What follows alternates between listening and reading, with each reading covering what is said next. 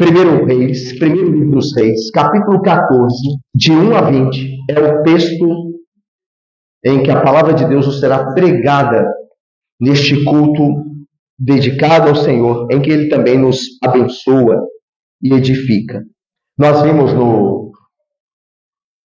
nos últimos domingos que, apesar de a palavra de Deus, por meio dos seus profetas, se cumprir cabalmente, Jeroboão, o rei do reino do norte, continua em seus pecados. Ele teve provas da poderosa palavra de Deus, várias provas, mas ele desprezou todas essas provas de que a palavra de Deus se cumpre. Ele rejeitou os profetas do Senhor e continuou em seus pecados. Agora Deus vai, de fato, puni-lo por isso e vai também acusá-lo, mostrando por que Deus está punindo a ele, e vai prometer também, no seu juízo final, destruir toda a sua casa, a casa de Jeroboão. Então veja como o texto nos conta isto. Naquele tempo, adoeceu Abias, filho de Jeroboão.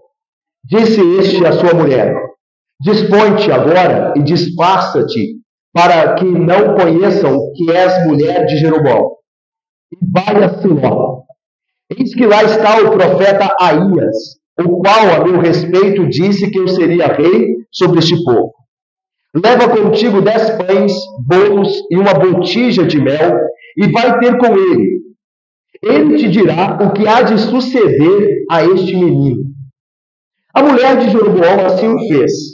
Levantou-se, foi a Siló e entrou na casa de Aías. Aías já não podia ver, porque os seus olhos já se tinham escurecido por causa da sua velhice. Porém o Senhor disse a Aías: eis que a mulher de Jeroboão vem consultar-te sobre seu filho, que está doente. Assim e assim lhe falarás, porque ao entrar fingirá ser outra.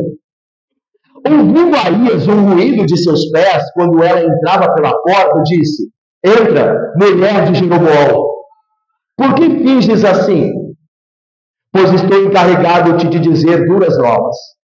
Vai e diz a Jeroboão: assim diz o Senhor Deus de Israel: porquanto te levantei do meio do povo, e te fiz príncipe sobre o meu povo de Israel, e tirei o reino da casa de Davi, e te entreguei. E tu não foste como Davi, meu servo, que guardou os meus mandamentos e andou após mim de todo o seu coração, para fazer somente o que parecia reto aos meus olhos. Antes, fizeste o mal, pior do que todos os que foram antes de ti, e fizeste outros deuses e imagens de fundição, para provocar minha ira, e me viraste as costas. Portanto, eis que trarei o mal sobre a casa de Jeroboão, e eliminarei de Jeroboão todo e qualquer do sexo masculino, tanto o escravo como o livre, e lançarei fora os descendentes da casa de Jeroboão, como se lança fora o esterco, até que de todo ela se acabe. Quem morrer a Jeroboão na cidade, os cães o comerão. E o que morrer no campo aberto, as aves do céu o comerão, porque o Senhor o disse. Tu, pois, dispõe-te e vai para a tua casa. Quando puseres os pés na cidade, o menino morrerá. Todo Israel o pranteará e o sepultará, porque de Jeroboão só este dará entrada em sepultura, porquanto se achou nele coisa boa para com o Senhor, Deus de Israel, em casa de Jeroboão. O Senhor, porém, suscitará para si um rei sobre Israel, que eliminará no seu dia a casa de Jeroboão. Que digo eu? Há de ser já. Também o Senhor ferirá a Israel, para que se agite como a cana se agita nas águas. Arrancará Israel desta boa terra que dera a seus pais, e o espalhará para além do Eufrates, porquanto fez os seus postes ídolos, provocando o Senhor a ira. Abandonará Israel por causa dos pecados que Jeroboão cometeu e pelos que fez Israel cometer. Então, A mulher de Jeroboão se levantou, foi e chegou a Tirza. Chegando ela ao limiar da casa, morreu o menino.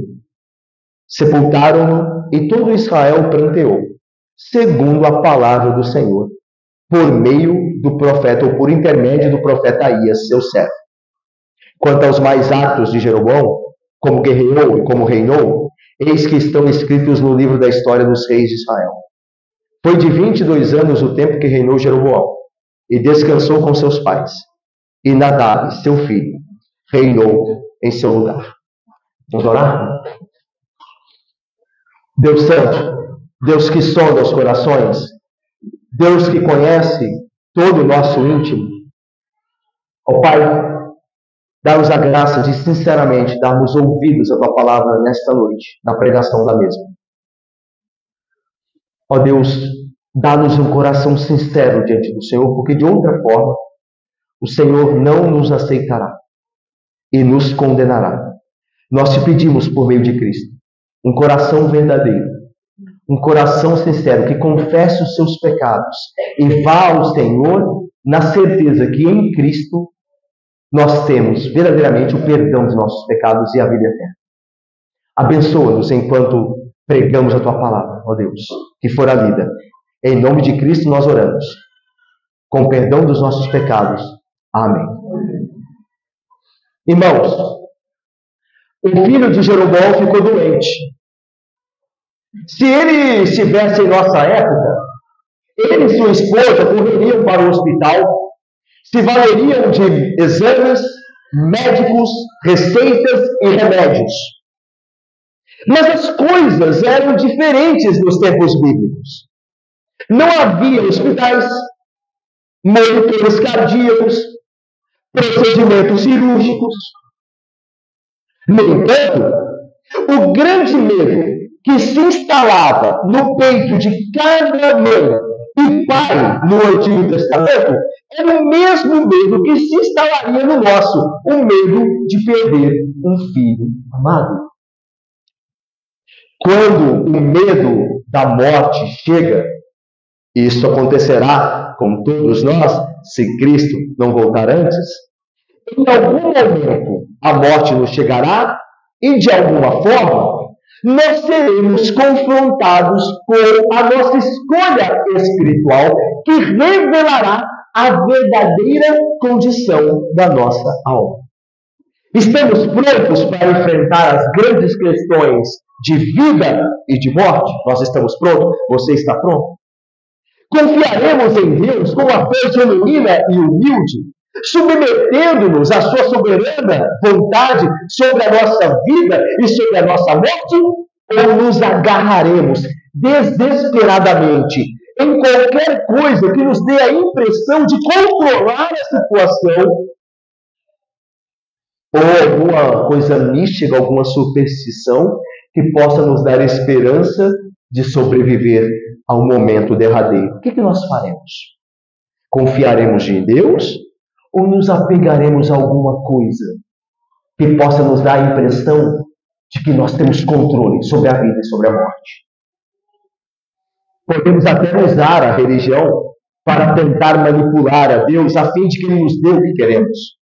E muitas pessoas, até mesmo que dizem não acreditar em Deus, quando à beira da morte, estão, ora, por um milagre em seu leito de enfermidade, tentando agora, na hora do aperto, manipular a Deus para ver se obtém o que deseja.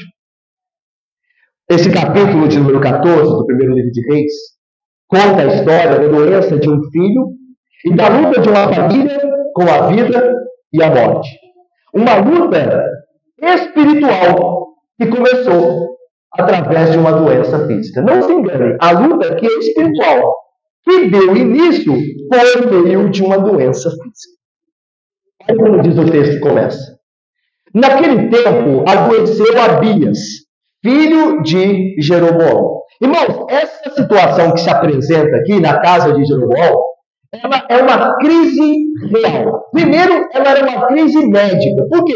Porque no mundo antigo não existia esse negócio de doença comum.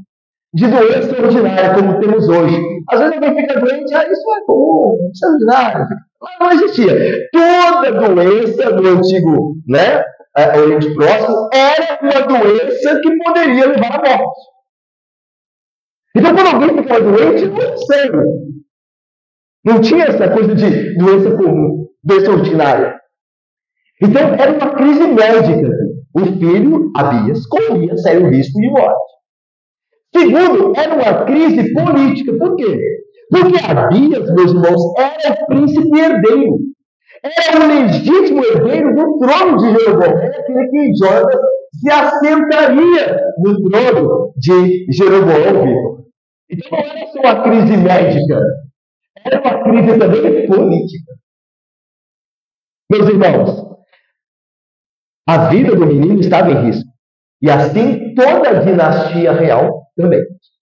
Além disso, e de uma maneira que Jeroboão ainda não entendia completamente, isto aqui que se instalara é uma crise espiritual. A partir do que já sabemos de Jeroboão, parece que o rei não estava preparado espiritualmente para esse desafio. O que sabemos de Jeroboão? Jeroboão era um rei perverso. Jeroboão era um rei que havia abandonado a Deus. Então é claro que ele não estava preparado para esse momento, onde ele encarava a morte, onde ele encarava a crise médica e crise política. Porque ele havia abandonado o Senhor. Olha o que diz o texto, o final do capítulo 13, logo acima do início do capítulo 14, olha aí, é o resumo da condição de Jeroboão, olha aí. Depois dessas coisas, Jeroboão ainda não deixou o seu mau caminho, veja. Antes de entre o povo, tornou a constituir sacerdotes para lugares altos, ou seja, sem a aprovação da lei do Senhor. A quem queria, independente se era levita ou não, consagrava para sacerdotes dos lugares altos. Isso se tornou um pecado à casa de Jeroboão, para destruí-la e extingui-la da terra. Então, veja, ele não estava preparado. E o juízo de Deus, que Deus havia prometido, se caso ele não permanecesse firme, já começava a ser realizado. Lembre-se que o texto diz que Deus, por causa do pecado de Jeroboão, iria destruí-lo e extinguir sua família da terra. E isso está acontecendo. Começou a acontecer isso com o filho Abias doente. Por isso, essa aqui é uma crise, antes de tudo, espiritual. Ela tem um aspecto médico e político, mas ela é uma crise espiritual, porque ela começa pela desobediência daquele rei a Deus. Meus irmãos, todavia, ainda que Jeroboão estivesse desobediente a Deus, a doença daquele menino teria sido uma oportunidade graciosa da parte de Deus para o rei Jeroboão. Por quê, irmãos, diácono João querido? Porque toda doença é um lembrete de que vivemos em um mundo caído, que nossos corpos são fracos e que um dia iremos morrer. Toda vez que nós vemos alguém doente e nós mesmos ficamos doentes, Deus está nos lembrando que nós vivemos em um mundo caído, amaldiçoado pelo pecado, que nós somos fracos e que nós, ordinariamente, vamos enfrentar a morte, assim como nós temos visto pessoas enfrentarem. Então é sempre uma oportunidade, a doença, a enfermidade, para nós aprendermos sobre realidades espirituais.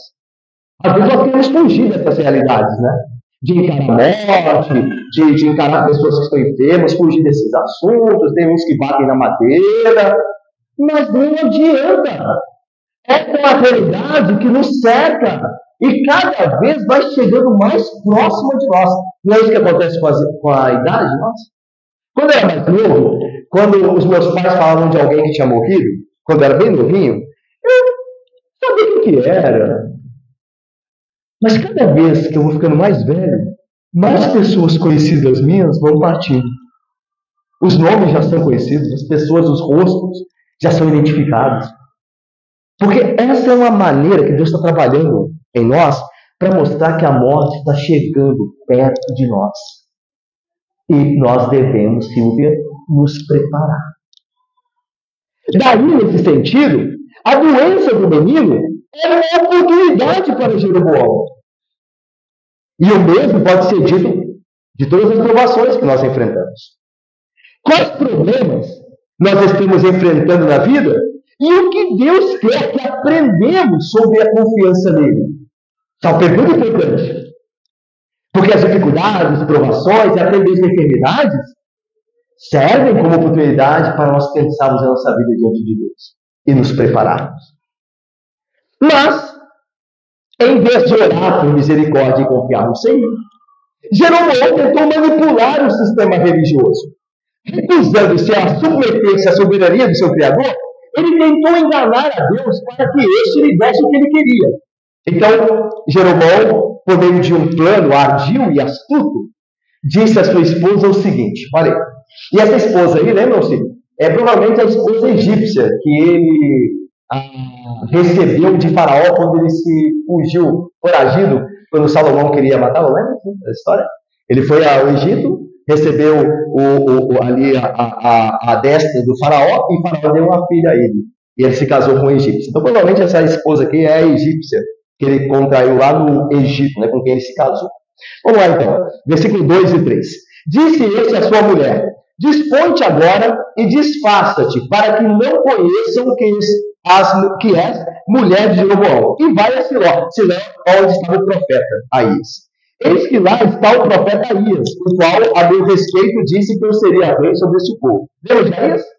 Que encontrou Jeroboão no caminho do deserto, que tendo encontrado, ele tirou a sua capa, partiu em 12 pedaços, deu 10 pedaços de Jeroboão, e conservou deles, e disse a Jeroboão que ele seria rei sobre 10 tribos de Israel, que Deus tiraria da casa da vida, daria a ele por causa dos pecados de Salomão, lembram-se? É esse mesmo profeta aqui, tá?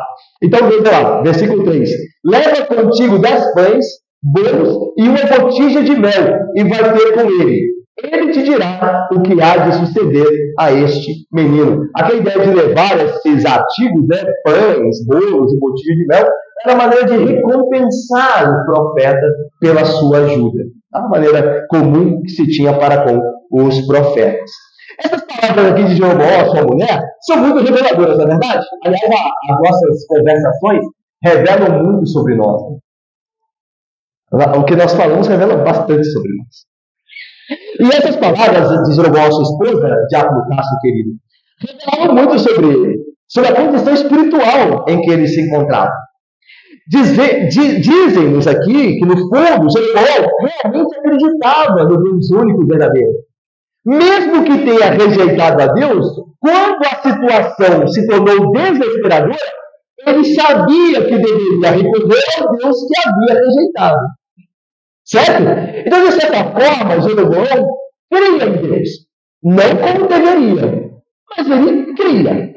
Porque quando for apertado por meio da doença ou enfermidade do seu filho, ele foi ao Deus, por meio do profeta que o representava, ao mesmo Deus que ele havia rejeitado, ignorado, através do seu comportamento e culto que estabelecera em Israel.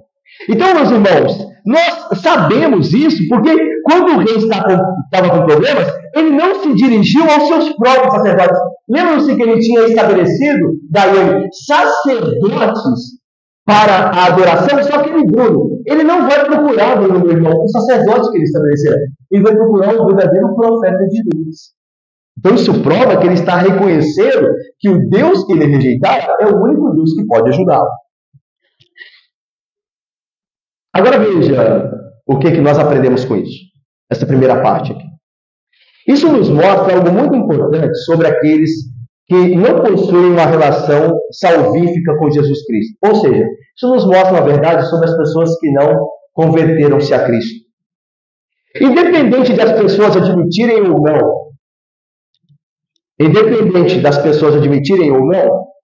todo mundo acredita em Deus, inclusive os que se dizem ateus. Irmãos, o ateu, ele tem noção de Deus. O que acontece com o ateu, no ateísmo, é que ele rejeita esta noção, essa consciência que ele não quer, ele não deseja crer no Deus que ele sabe que está lá. E como é que nós sabemos disso? Que o ateu, ele, a princípio, tem a consciência de Deus dele, só que ele rejeita essa consciência. Pelo que Paulo diz. Olha o que Paulo diz em Romanos, capítulo 1. A ira de Deus se revela do céu contra toda a impiedade e perversão dos homens que detêm a verdade pela injustiça. Agora veja. Porquanto o que de Deus se pode conhecer é manifesto entre eles. Porque Deus lhes manifestou. Porque os atributos invisíveis de Deus, assim como o seu eterno poder, como também a sua própria divindade, claramente se reconhecem desde o princípio do mundo, sendo percebidos por todos os homens por meio das coisas que foram criadas.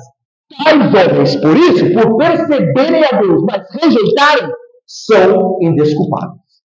Então veja, todo homem tem consciência de que há um Deus. Só que o que acontece? Eles rejeitam essa consciência.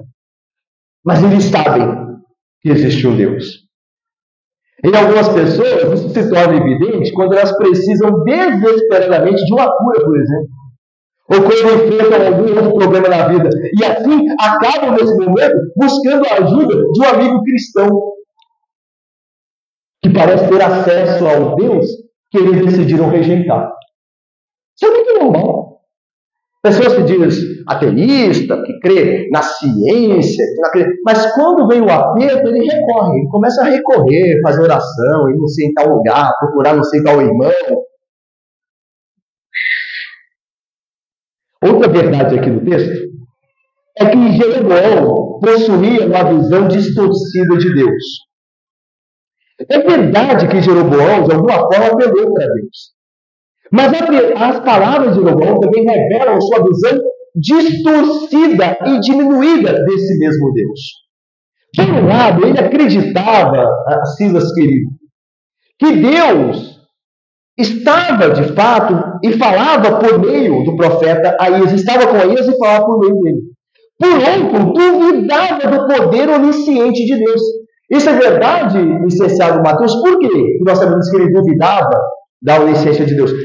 Por que ele teria mandado a sua esposa ir procurar o profeta Aías disfarçado? Se Deus tudo sabe, e o profeta Aías é um profeta verdadeiro de Deus, a quem Deus se revela e fala a palavra de Deus, por que ele se deu o trabalho de disfarçar a sua mulher? Talvez é como ele acredita em Deus, mas essa fé dele não é verdadeira e a coisa é diminuída. Ele tem um entendimento de Deus menor do que ele deveria ter. Jeroboão duvidou da onisciência de um Deus onisciente. De alguma forma, ele acreditava que o profeta de Deus nunca desmascararia sua tentativa de enganá-lo. Acreditava que assim conseguiria receber uma palavra positiva do Senhor e não a notícia que ele merecia. Então, nós aprendemos aqui o seguinte: é que muitas pessoas, como Jeroboão, querem algo de Deus, mas na verdade não querem o que precisam ouvir, mas a ajuda imediata que erroneamente acreditam merecer. Então, as pessoas buscam a Deus, mas não para ouvir dele o que precisam, mas procuram manipular a Deus como se pudessem enganar a Deus para conseguir o que querem. Veja que estupidez! E nós fazemos isso muitas vezes. Nós podemos fazer isso muitas vezes. Tentar enganar a Deus de alguma forma. Nós passamos a semana toda em pecado, falando mal dos outros, murmurando, não lemos a Bíblia, não damos importância à oração. E aí no domingo, nós estamos na igreja lá, nos disfarçamos de crentes e vamos manipular o Senhor para ver se Ele nos dá o que nós queremos. Estou com a saúde um pouco abalada, financeiramente não ando bem, meu filho também está com alguns problemas, eu vou lá no domingo lá, dar uma disfarçada, uma mascarada. Irmãos, que tipo de Deus nós às vezes achamos que estamos diante deles? Nós achamos mesmo que Deus pode ser enganado com uma posição tão tola como esta, como se Ele não soubesse, não conhecesse o nosso coração e o que fazemos dia após dia durante as nossas semanas. E se Ele pudesse assim, não conhecendo isso, ser enganado no mundo. Um comentarista, um teólogo, diz assim, abre aspas, Jeroboão quer a ajuda da palavra para as emergências da vida, mas não o governo da palavra sobre a sua vida. Ele queria a ajuda da palavra para uma emergência na vida, mas não o governo da palavra para a sua vida. E infelizmente é o que muitos da igreja hoje querem. querem a ajuda da palavra em uma emergência específica da vida, mas não querem o governo dela. E é muito diferente. Desejar o governo da palavra em toda a vida, em todas as esferas da vida. Para não cometer o mesmo erro de Jeroboão, devemos nos perguntar e precisamos nos perguntar o que estamos ouvindo de Deus. A verdade que precisamos e necessitamos ou apenas a mensagem que queremos ouvir, a mensagem que viemos buscar. Se quisermos a palavra verdadeira do Deus onisciente, temos de aceitar as más notícias sobre o nosso pecado. Tanto quanto a boa notícia sobre a graça de Deus. Temos que aceitar tudo o que vem de Deus e não querer manipulá-lo para ouvir apenas o que nós desejamos. Nós temos que aceitar tudo. A exortação, a correção, a palavra dura para o nosso pecado e a palavra doce, esperançosa, graciosa de perdão dos pecados em Cristo. Mas aceitar toda a palavra. Toda a palavra. E Jeroboão, nesse pedido à sua esposa, revela mais uma coisa.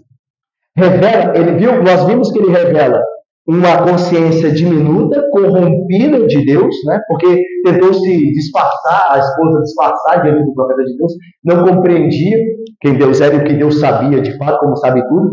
Mas Jeroboão também revela uma consciência pesada. Olha só, ao invés de ele mesmo ir a Elias, ele envia sua mulher. Ok?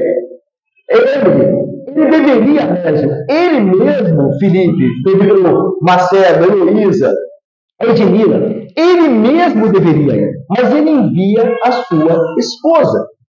Ele havia desobedecido a ordem do Senhor por meio do profeta e não queria encarar o profeta. Porque o profeta avisara a ele, naquele encontro no deserto, se você não obedecer a Deus, então Deus não fará de você um reino estável. Ele sabia disso. Só que ele não queria encarar o profeta. E é por isso, meus irmãos, que quando alguém começa a faltar à igreja, algum problema há. Alguma coisa está errada. A não ser que essa pessoa esteja doente, obviamente. Alguma coisa que o impeça de estar aqui. Quando a pessoa começa a faltar à igreja, algum problema há. Porque é natural, quando nós estamos em pecado e não nos arrependemos, querer evitar aqueles que representam o Senhor, aqueles que trazem a palavra do Senhor. Algum problema tem. E Jeroboão mostra isso enviando a sua esposa, porque tem medo de encarar o profeta.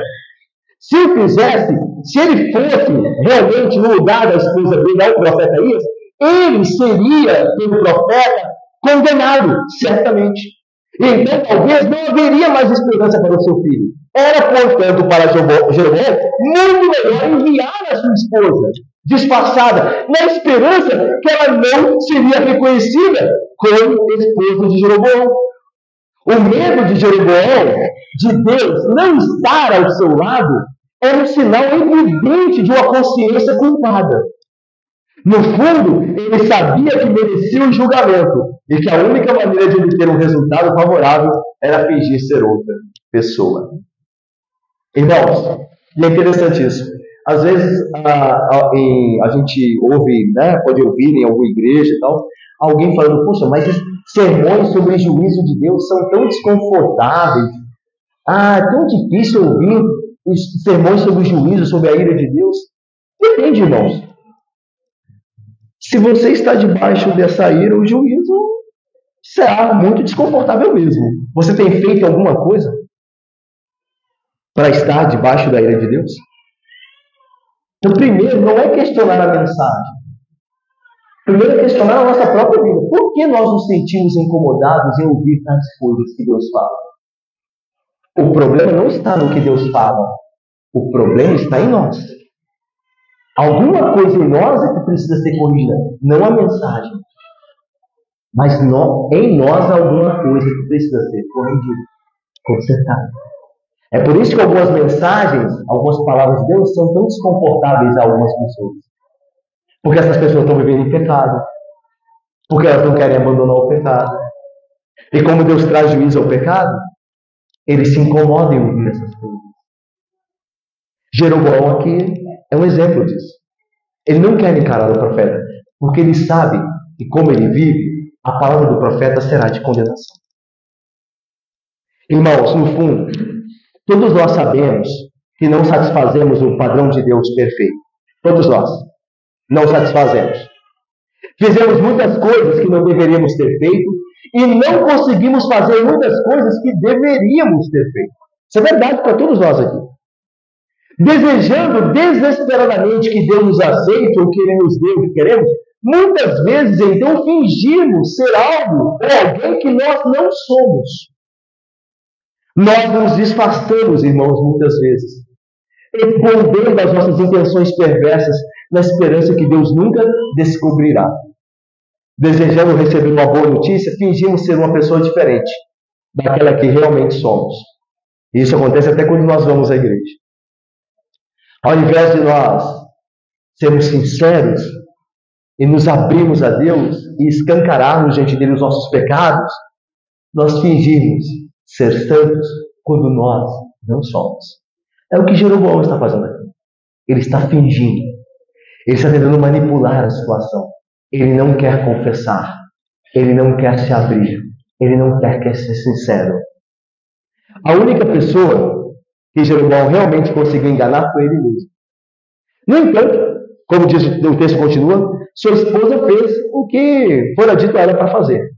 E ela executou assim o plano ardiloso de Jeroboão. Olha o versículo 4, como ele continua. A mulher de Jeroboão assim o fez, segundo a ordem do seu marido e rei. Levantou-se, foi a Siló e entrou na casa de Aías. Então veja, meus irmãos, a mulher de Jeroboão realmente estava disfarçada, como foi ordenado ela. Estava disfarçada de uma camponesa, para não parecer uma pertencente à realeza. Talvez ela tivesse uma roupa de uma camponesa ali, ok? Ela levou presentes, e talvez esses presentes, você viu que esses presentes não eram ouro nem prata, nada que denotasse a condição real. Os presentes eram itens do tipo de produtos agrícolas do fazendeiro, né? Pães, tipos de assados, mel, algumas coisas assim, ok? A essa altura, irmãos, aqui, a Bíblia nos diz algo sobre o profeta que parece colocá-lo em desvantagem. Isso aqui é muito interessante, Felipe e Alice. Parece que, a princípio, com a informação que a Bíblia nos dará agora, o plano de Jeroboão vai dar certo. Porque a mulher está indo disfarçada, certo? E para piorar a situação, aparentemente piorar a situação para o profeta já não está enxergando muito bem. Então parece que tudo está colaborando para o plano de Jeroboão dar certo. Olha só o que o texto informa. O profeta Aías já não podia ver, porque os seus olhos já se tinham escurecido por causa da sua velhice. Então o profeta aqui, irmãos, o velho profeta, era um deficiente visual. Ele já não conseguia enxergar. Lembra de Isaac também, lembra? Isaac também, né? Lembra lá que trouxe os filhos a ele e tal, ele não podia enxergá-los bem para a sua velhice. Então, assim também o profeta tinha aqui, sofria de falta de visão. E a pergunta é, como ele seria capaz de reconhecer o disfarce da rainha? Parece que está tudo contando contra a verdade, porque a mulher vai enganá-la, Vitor e Esther. E o profeta parece que não tem nem condição, habilidade ali de descobrir o engano, porque ele também não está vendo direito. No entanto, Aías era um verdadeiro profeta de Deus. Portanto, sua aparente desvantagem não tem aqui qualquer importância. Porque Deus, através do seu Espírito Santo, vai fazê-lo ver, ainda que cego. Embora fosse cego, Aías podia ver. Melhor do que muitos homens que viam. Por exemplo, Jeroboão podia ver bem, mas estava cego. E Aías estava cego, mas podia ver, pelo poder da palavra e do Espírito de Deus. Ele não precisava aqui da visão física, mas apenas da palavra revelatória do Espírito Santo. Isso era tudo que ele tinha que saber. E é isso que acontece. Olha o versículo 5. Porém, mesmo o profeta cego, o Senhor disse a ele: eis que a mulher de Jeroboão vem consultar-te sobre seu filho, que está doente. Assim e assim lhe falarás, porque ao entrar, fingirá ser outro. Meus irmãos, eu louvo a Deus como Deus acompanha os verdadeiros profetas. Eu louvo a Deus por esses textos. Deus sempre revelará aos verdadeiros profetas dele a verdade. Deus não permitirá que o seu povo seja enganado. Isto é um grande consolo. Porque na igreja pode aparecer todo tipo de pessoa. Crentes e não crentes. Amigos de Cristo e inimigos dele. E às vezes os líderes podem se sentir impotentes diante disso. Como saber quem pertence a Cristo? É uma coisa difícil.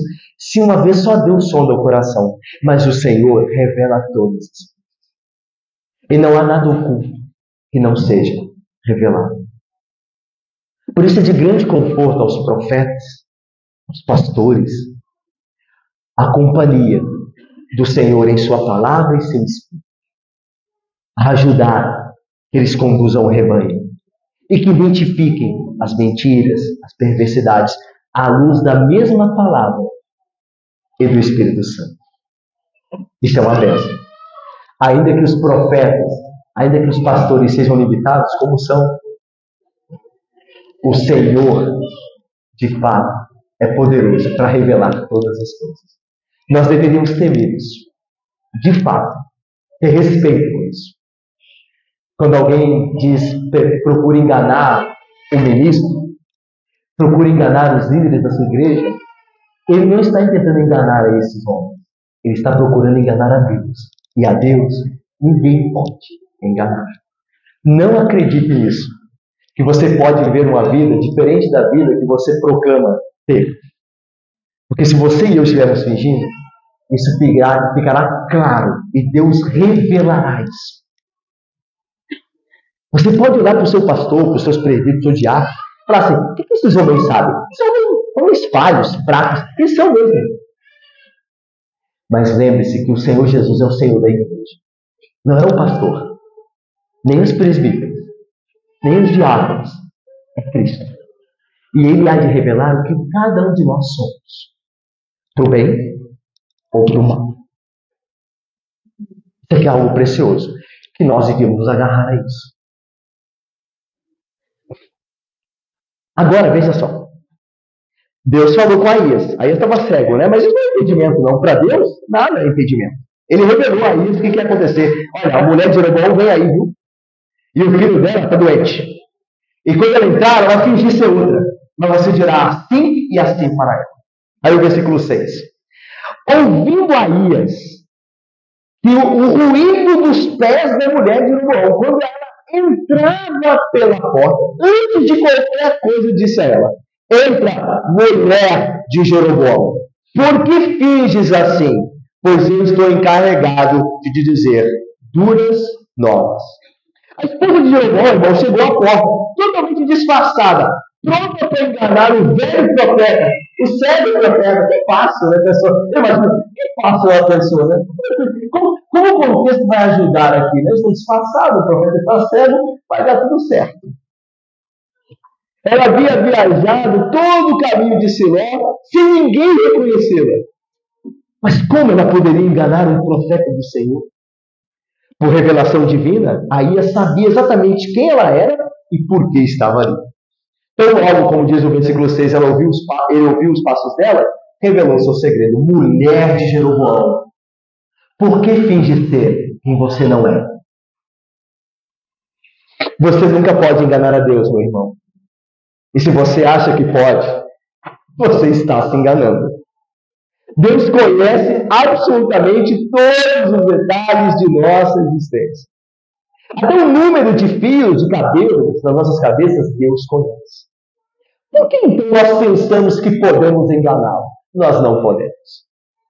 Irmão, se liberte desse entendimento errado, Tânia, Débora, Márcia. Eu e vocês, meus irmãos, devemos nos libertar desse entendimento que nós podemos ser quem nós não somos. Porque a Deus nós não enganamos. O melhor caminho é a sinceridade, irmãos. Lembra-se? Lembra-se de Hebreus? Aproximemos-nos com o coração sincero. O melhor caminho é a sinceridade. Quando se trata de Deus, meus irmãos, honestidade é sempre a melhor estratégia. A Bíblia diz, olha o que a Bíblia diz, meus irmãos, Eucilene e Marcelo. O que encobre, o que esconde, assim como o Jeroboão quis se esconder, quis se disfarçar, o que encobre as suas transgressões, Deus promete, jamais prosperará. Meu irmão, não sei se você está encobrindo alguma transgressão, mas você jamais prosperará.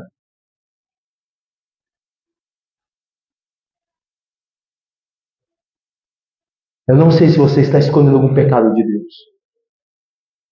Seu pastor não sabe, os líderes da igreja não sabem, sua esposa não sabe, seu marido não sabe, seus filhos não sabem, seus pais não sabem. Mas Deus prometeu a você, nesta noite, você não prosperará.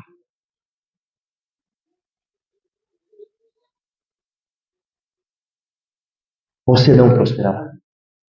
O que encobre as suas transgressões não prosperará. Pode tentar manipular a religião de qualquer forma. Não prosperará.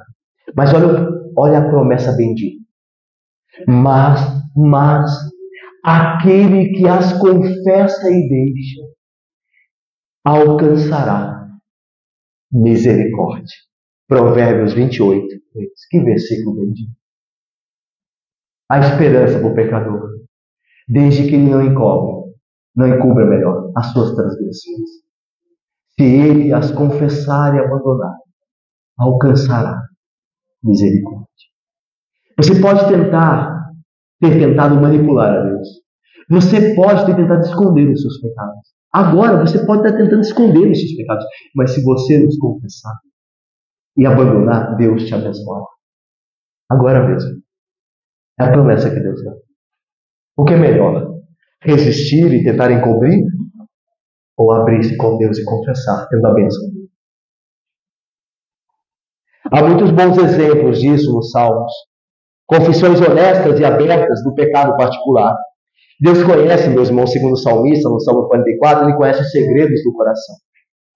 Portanto, nós nunca devemos fingir ser mais santos, ou mais religiosos, ou mais dedicados a Deus do que realmente somos. Olha só, irmãos, eu e você nunca devemos tentar fingir ser mais santos, mais dedicados, ou mais consagrados a Deus do que nós somos. Não finja ser o que você não é. Se você não é santo como deveria, confesse isso a Deus. E busque nele santidade. E Deus te dará. Mas não tente fingir o que você não é. Que nem você ou nem eu façamos isso. Eu estava lendo um livro de um teólogo que estava falando sobre isso. Ele conta um caso, uma situação que eu achei muito interessante e coloquei aqui. Ele conta sobre essa questão de não tentar fingir que é mais santo, mas ao invés disso, abrir-se sobre os seus pecados. Esse teólogo, no seu livro, diz assim: certa feita, um jovem crente que ele conhecia, o autor do livro, estudante do ensino médio, estava se preparando para uma viagem missionária de verão. Nessa viagem missionária de verão, esse jovem crente iria cuidar de muitas crianças. Então, se preparando para essa viagem, ele cuidaria de muitas crianças. Ele escreveu uma carta à sua família e amigos e dizia assim a sua carta, olha só, abre aspas, a carta do jovem cristão que iria nessa colônia de férias, de verão, cuidar de muitas crianças. Ele escreve assim, ó: estamos trabalhando, fala assim para a sua família e amigos, estamos trabalhando com muitas crianças esse ano e as crianças ficam chatas muito rapidamente. Certamente ele não falaria isso para nossas crianças de nossa igreja, né? Que isso é sempre uma maravilha aqui nossas crianças, né? Mas as crianças lá daquele local ficam chatas muito rapidamente. Por favor, orem para que possamos amá-las, instruí-las e não gritar com elas. Orem por nós. Por favor, orem, porque, aí ele continua, porque eu sou um procrastinador crônico. Eu sei o que devo fazer, mas não faço. Orem por mim, orem a favor de mim, para que eu também seja, meus irmãos, menos preguiçoso. Continua ele aqui, porque eu sou a pessoa mais preguiçosa que conheço. Por favor, orem para que eu seja capaz de trabalhar muito. Aí ele diz: eu não amo as pessoas, elas me irritam, elas não são perfeitas. Por favor, orem para que eu aceite isso e as ame pelo que são.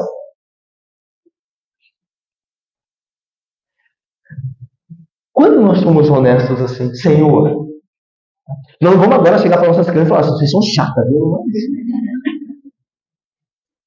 Nós vamos a Deus dizendo, Senhor, eu não amo as pessoas, eu não amo as pessoas como deveria, eu não tenho a paciência que eu deveria. O Senhor me conhece, eu me irrito facilmente. Eu tenho dificuldade com algumas pessoas da igreja. O jeito delas me irrita. Senhor, eu sei que eu não posso ser assim, me ajude, Senhor. Me ajude a trabalhar nessa minha falta, eu devo amar os meus irmãos. Eu também não sou uma pessoa fácil, eu irrito o Senhor, eu de fato desagrado o Senhor, tenha compaixão de mim e me ajude a ter compaixão dos outros. Essa oração sincera, essa oração que não está fingindo. Abra-se com o Senhor. Senhor, eu tenho lutado contra a pornografia, Senhor. E ela tem me vencido. Eu vou para a igreja, mas as pessoas não sabem o que eu faço. No computador, no smartphone. Senhor, eu não posso ser assim, Senhor. Me ajude, Senhor. Me ajude, Senhor. Porque eu não estou agindo como filho. Senhor, eu tenho falado mal das pessoas. Eu tenho falado muitas coisas das pessoas que não são verdade. Me ajude, Senhor. Eu não quero falar mal dos meus irmãos. Eu não devo fazer isso, eu devo amar. Me ajude, Senhor. Você entende? Senhor, no meu trabalho eu sou preguiçoso. Eu fico roubando horas do meu patrão. Eu estou pago para fazer uma coisa e eu fico enrolando. Senhor, me ajude. Eu não estou honrando o nome do Senhor no meu trabalho. Eu não posso ser assim. O que confessa os seus pecados e os abandona, alcançará misericórdia. O Senhor o ouvirá. Fale com o seu Pai. Abra o seu coração para Ele. E Ele te abençoará. Ele terá misericórdia de ti. Esse é o tipo de relacionamento que nós devemos ter com Deus. Não um relacionamento fingido, mas verdadeiro. Até porque Deus conhece o nosso coração. Nós não temos, Samuel, como nos esconder dele. É muito melhor, muito mais benéfico ser sincero com o Senhor. Ele ama a sinceridade. Ele tem misericórdia do contrito e abatido de espírito. Pare de fingir, meus irmãos. Paremos de fingir e vamos a Deus. Deus vai encontrar e desmascarar todo o nosso verdadeiro caráter. Não importa quanto nós disfarcemos. Em vez de tentar enganar a nós mesmos e as outras pessoas e a Deus, e fingir algo que não somos, é melhor irmos a Deus como somos. E em seguida pedir-lhe que nos transforme naquilo que nós não podemos ser por nós mesmos, exceto pela graça de Jesus. Se sabemos que não somos as pessoas que devemos ser, não devemos fingir ser outra pessoa, mas pedir a Deus que Ele nos transforme em quem Ele quer e deseja que sejamos. Eu vou terminar aqui. No próximo domingo nós continuaremos nesse texto sobre a doença do filho de Jeroboão, de Abias. Que Deus abençoe. Amém.